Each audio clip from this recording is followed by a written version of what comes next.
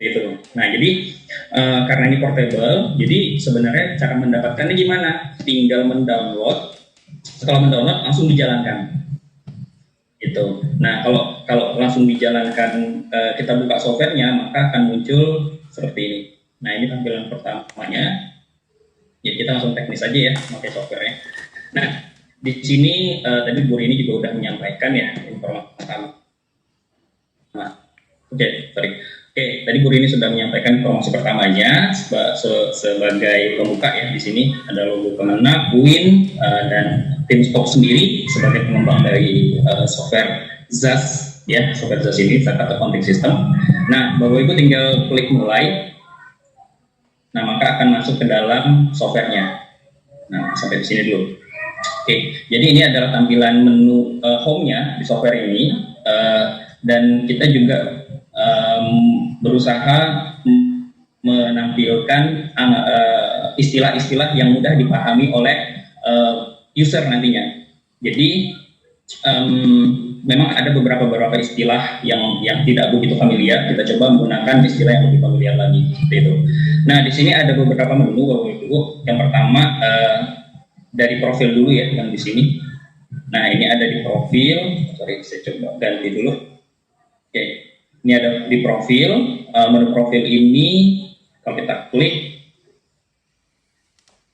nah ini kita akan masuk ke dalam mengisi data profil lembaga gitu. Nah, dimulai bahkan Bapak-bapak Ibu-ibu bisa mencantumkan logonya juga di situ sebagai identitas ya. Misalkan kita ubah logonya. Nah, dia langsung ngambil data yang ada di komputer kita. Nah, kita ubah logonya, terus nama lembaganya bisa kita masukkan, misalkan scope, alamatnya di mana, bisa kita masukkan kode pos segala macam ya. Di sini udah tertera lengkap. Software ini memang dibuat se-user friendly mungkin gitu. Jadi gini, hampir kita semua pasti sudah terbiasa menggunakan aplikasi-aplikasi di sosial media atau aplikasi di gadget kita. Nah, mungkin host bantu mute. Terima kasih. Nah, jadi untuk mengisinya pun bapak-bapak ibu-ibu itu sudah terbiasa gitu dengan aplikasi yang lain, sehingga ketika mengisi software ini tidak perlu lagi pusing gitu, harus mengisi yang mana seperti itu. Nah, di sini juga kita kasih kolom untuk bapak-bapak ibu-ibu untuk untuk memasukkan berkas-berkas penting, misalkan akte pendirian seperti itu, atau mungkin ada sertifikat apa misalnya seperti itu. Jadi ini bisa diunggah ya, atau misalkan dimasukkan ke dalam software ini. Nah, itu sebagai data-data penting nantinya seperti itu. Nah, itu yang pertama di profil lembaga. Yang kedua, kalau kita klik berikutnya, nah di sini kita akan masuk ke pengurus. Nah, di sini kan UPZ itu pasti banyak pengurusnya ya. Jadi kita bisa masukkan satu persatu dari mulai mungkin pembinanya, gitu, ketuanya, sekretaris, bendara dan lain-lain. Nah, itu bisa bapak-bapak ibu-ibu masukkan, gitu. Nah, di sini kita bagi dua, pengurus dan bagian keuangan. Nah, ini bagian keuangan ini karena memang penting, saya rasa. Jadi kita pisahkan tersendiri untuk bagian keuangannya, gitu. Karena bagian keuangan inilah yang bertanggung jawab untuk pengisian transaksi di software ini, seperti itu. Itu untuk bagian profil ya. Jadi kalau profil itu sudah kita upload, bapak-ibu bisa lihat di sini. Nah, logo kita udah tercantum di sini, seperti itu. Kita kembali ke home. Nah, terus ada 8 menu utama. Jadi di sini sudah kita masukkan satu daftar akun. Jadi daftar akun itu kalau di akuntansi itu perwakilan dari transaksi-transaksi ya. Misalkan kalau uang itu berarti kas gitu. Kalau uangnya di bank, nama akunnya bank. Kalau misalkan beli kendaraan mobil, misalkan mobil ambulan, berarti nanti nama akunnya mobil ambulan gitu. Nah, di sini kalau kita cek di dalam akunnya, ini udah tersedia semua. Insya Allah akun-akun ini sudah memfasilitasi kebutuhan UPZ kecil tadi. Jadi kita mencoba melis lagi akun-akun apa yang kemungkinan besar akan muncul di transaksi UPZ kecil seperti itu. Nah, ini semuanya ya, nanti di kesempatan lain nanti Bapak Ibu bisa dapat manual booknya, bisa melihat isinya apa aja sih, ada akun-akunnya seperti itu. Oke, kita lanjut ke bagian kedua. Di sini jurnal. Nah, ini yang penting. Nah, ini yang penting Bapak Ibu. Jurnal bukan hanya sih orang-orang yang mengerti akuntansi lah yang bisa menjurnal. Nah, maka permasalahan yang kita ketemu di lapangan adalah UPZ kecil ini tidak memiliki tenaga profesional akuntansi. Nah, ini yang menjadi pertimbangan kita bagaimana software ini bisa tetap memfasilitasi UPZ walaupun tidak memiliki SDM tersebut. Nah, jadi Bapak Ibu bisa lihat di sini ada dua cara menjurnal. Yang pertama buat jurnal. Nah, ini yang tidak mengerti menjurnalnya akuntansi. Nah, ada juga tambah jurnal manual. Nah, ini baru kita masukkan juga user atau UPZ bisa menjurnal secara manual kalau UPZ tersebut sudah memiliki tenaga profesional akuntansi seperti itu. Jadi tetap kita siapkan. Nah, kita langsung ke bagian ini ya, yang penting ya. Dibuat jurnal. Ini kita menggunakan metode filter. Jadi Bapak Ibu tinggal klik aja nih di transaksi. Nah, di sini kita bagi menjadi 4 untuk sekarang ya. Penerimaan, penyaluran, penyetoran, penyesuaian. Nah, oke. Kita coba di penerimaan dulu. Di penerimaan nanti akan muncul lagi nih. Kita klik. Nah, ada zakat, infak, kurban. Sampai saat ini bentuk penerimaan yang kita sepakati ada 3, zakat, infak, kurban. Oke, kita coba ke zakat dulu. Nah, nanti ada lagi filternya. Nah, ketika ada penerimaan zakat, pasti dong ada dengan menerima cash, ada juga lewat transfer. Oke, ada juga dalam bentuk barang, emas atau beras. Kayak kita itu beras ya, gitu. Nah, jadi ini kita coba kita masukkan kemungkinan besar transaksi yang terjadi seperti itu. Nah, kita coba ke kas dulu ya, zakat kita ada ke kas. Nah, nanti tinggal diatur tanggalnya, nominalnya, anggaplah saya masukin 1 juta. Nah, misalkan keterangannya zakat kas misalkan dari Pak Mono misalkan. Oke. Nah, kalau sudah kita tinggal klik aja buat jurnal. Nah, ini dia akan muncul jurnal seperti ini. Nah, perlu Bapak-Bapak Ibu ketahui untuk jurnal penerimaan di sini kita udah langsung siapkan semuanya. Jurnalnya jadi banyak nih. Kenapa? Karena gini, untuk meminimalisir perhitungan yang didapat oleh amil. Nah, didapat oleh amil sebagai pengelolanya, maka kita langsung memasukkan jurnal-jurnal penerimaan amil tersebut.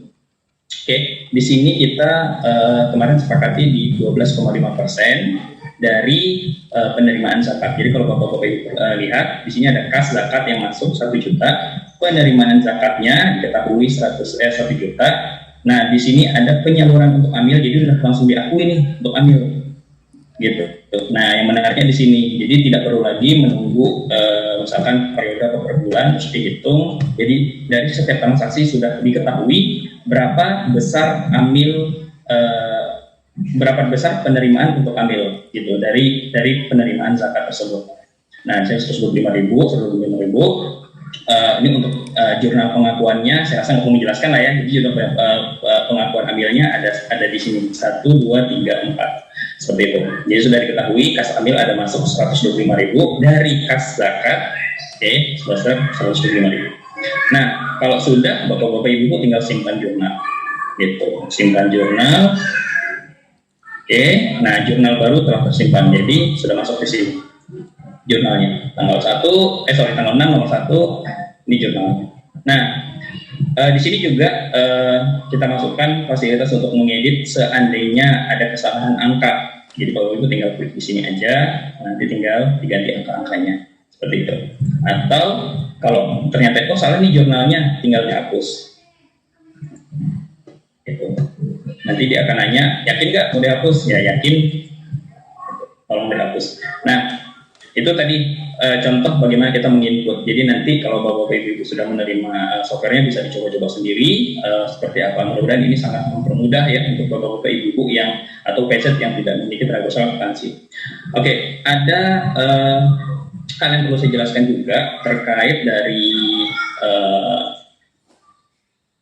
terkait dari UPZ-UPZ yang mungkin sudah menggunakan Microsoft Excel sebagai transaksi jurnalnya. Jadi di sini kami menyiapkan template jurnal di sini. Jadi ini template ini digunakan untuk UPZ-UPZ yang sudah siap untuk menggunakan software ini. Jadi sebelum masuk ke dalam softwarenya atau transaksinya diinput ke dalam softwarenya, Bapak-bapak, Ibu-ibu bisa dibantu dengan tenaga ahli, bisa menyiapkan dulu jurnal awal di sini sebagai sebagai template-nya. Nanti kalau sudah dimasukkan akan bentuknya tuh seperti ini kira-kira.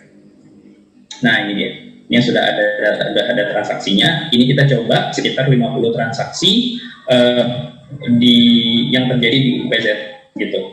Nah ini tadi saya ceritakan nomor 1 ini jurnal awal. Nah ini yang akan membantu nanti di laporan keuangan seperti itu. Nah, nanti mungkin bisa dijelaskan juga nanti ketika di forum diskusi kita bahwa jurnal awal ini memang harus ada proses penilaiannya dulu, operasionalnya dulu gitu. Ada kas berapa, ada di bank berapa, ada aset berapa gitu. Apakah ada saldo dananya berapa gitu. Itu bagian di tenaga profesional. Nah, di bawahnya ini untuk bagian transaksi. Oke. Saya kembali ke software lagi. Nah, ketika kita sudah memiliki satu format komplit di Microsoft Excel, Bapak-bapak, Ibu-ibu bisa memasukkan transaksi itu ke dalam software ini. Caranya di sini ada import. Jadi kita klik import. Nah, di sini kita tinggal cari datanya. Ini contoh jurnal ya. Tadi sudah kita buat. Kami masukkan. Oke, proses berhasil, maka inilah semua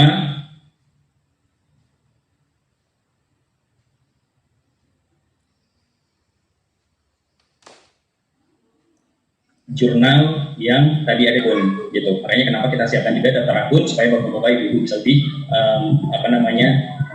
minim kesalahan pada saat menginput jurnal, seperti itu. Ini udah kita masukkan semuanya. Oke, ada 49 transaksi. Ya, sekarang kita masuk ke buku besar dulu ya. Nah, setelah jurnal selesai ada di buku besar. Jadi ini kalau buku besar kita filter, kita pengen lihat misalkan tadi kas zakat.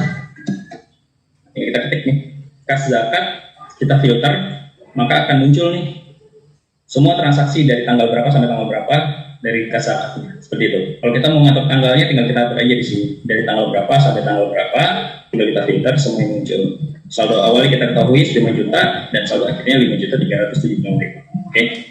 Begitu juga dengan akun yang lain ya, Bapak Ibu. Misalnya kita pengen lihat nih di bank zakat. Nah ini dia. Ada 1 juta di bank zakat di awal dan akhir ada 4.375. Dan lain-lain. Jadi semua Bapak Ibu bisa melihat semua akun-akun yang ada di sini gitu. Oke, bentar. Nah, Bapak bisa melihat semua akun yang ada di sini.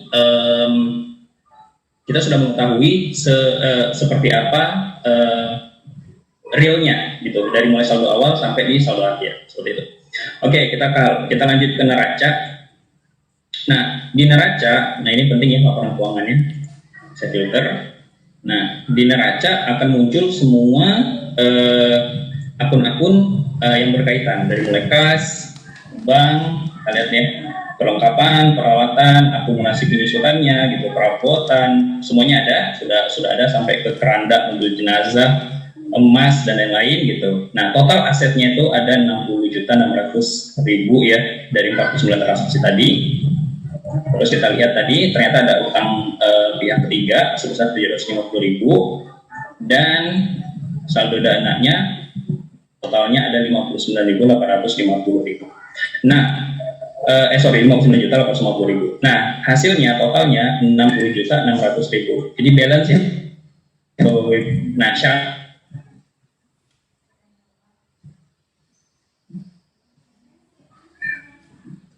Oke, syarat dari pelaporan akuntansi begitu.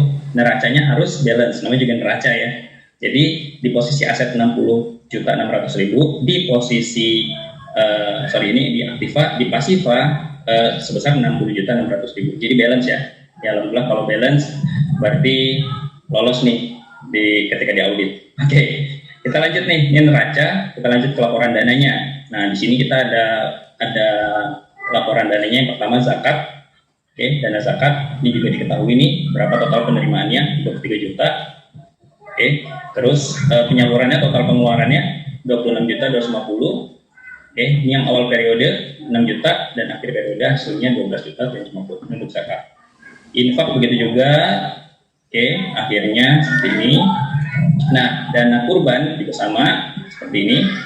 Terakhir dana amil. Nah, yang penting ya tadi ya, amil juga diketahui totalnya segini. Jadi kalau kita cek juga di bagian neraca sama. Misalkan kita cek di amil di sini 4.800, kita cek di neraca untuk 4.400.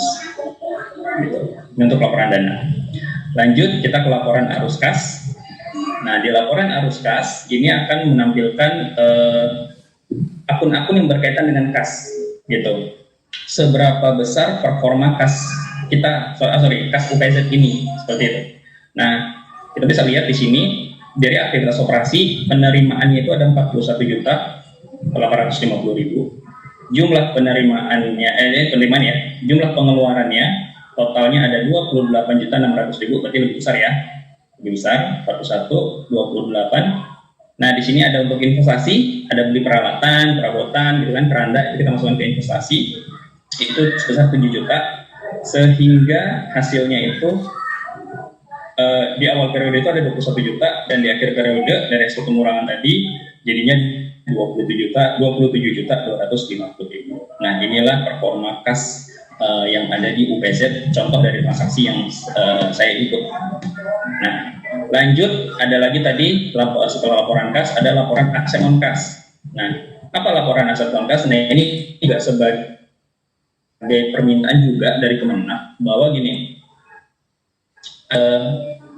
yang tujuannya dikumpulkan oleh UPZ terus akan disalurkan lagi gitu ke masyarakat gitu. Misalkan ada sembako untuk bantuan sosial, terus ada misalkan baju sekolah kayak gitu, ada perlengkapan sekolah dan lain-lain. Nah itu juga dari permintaan Kemenang perlu ada laporan tersendiri gitu, khusus untuk aset non kas supaya mengetahui seberapa besar penerimaan aset non kas tersebut dan seberapa besar pengeluarannya. Nah bentuknya seperti ini. Dari saldo awal ada 12 juta penerimaan nih, akhirnya masih ada sisa 5.300.000 sisa saldo aset non kas tersebut. Gitu.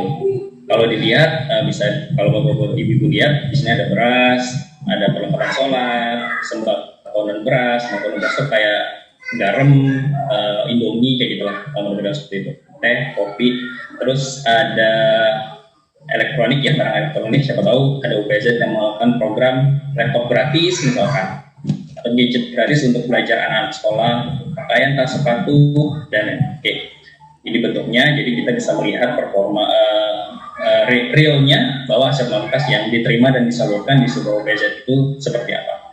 Nah terakhir, sesuai dengan tadi yang sudah Bu ini tampilkan, ada laporan aset kelolaan. Di laporan aset kelolaan, nah jadi di dalam akuntansi zakat ini ada 4 aset lancar, kas, bank, dan sejenisnya. Adalah aset tetap, itu seperti mobil operasional, gedung, tanah, gitu. Ada aset kelolaan. Nah aset kelolaan ini bedanya dengan aset tetap.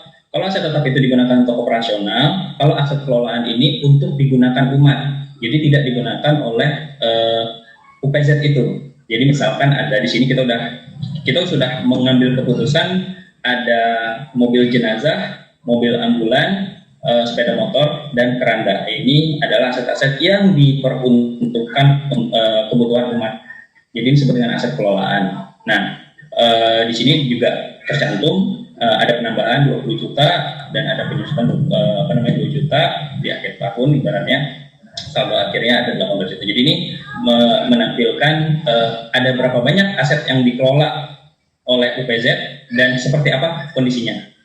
Nah, seperti itu. Sehingga nanti stakeholder atau orang-orang yang berkepentingan untuk melihat laporan keuangan ini, mereka semua jelas gitu bahwa UPZ ini sudah akuntabel gitu.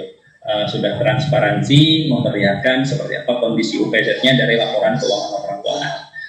Oke, terakhir 10.54 ya. Terakhir dari semua laporan ini Bapak-Bapak Ibu, Bapak-Bapak Ibu-Ibu bisa mengekspor atau men-save data ini menjadi Microsoft Excel lagi. Kalau nanti ada kepentingan untuk di print ya, pasti kan di print terus untuk dilaporkan ke atasan atau misalkan ke OPZ gitu. Jadi di sini Bapak Ibu tinggal klik ekspor aja, ekspor, misalkan jurnalnya kita ekspor. Oke, terus kita ganti misalkan jurnal sport, biar datanya bisa dibaca. Nah, oke, kita coba yang neraca juga, neraca kita ekspor. Oke, kita buat neraca stop. Nah, mari kita coba lihat.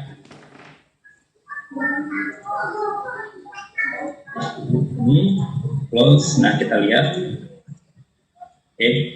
Nah, ini datanya tadi. Jadi sudah ada ya Bapak Ibu. Jadi tinggal nanti Bapak Ibu menggunakan file ini untuk kebutuhan dari cetak ya, kebutuhan dicetak untuk dilaporkan ke atasan atau stakeholder.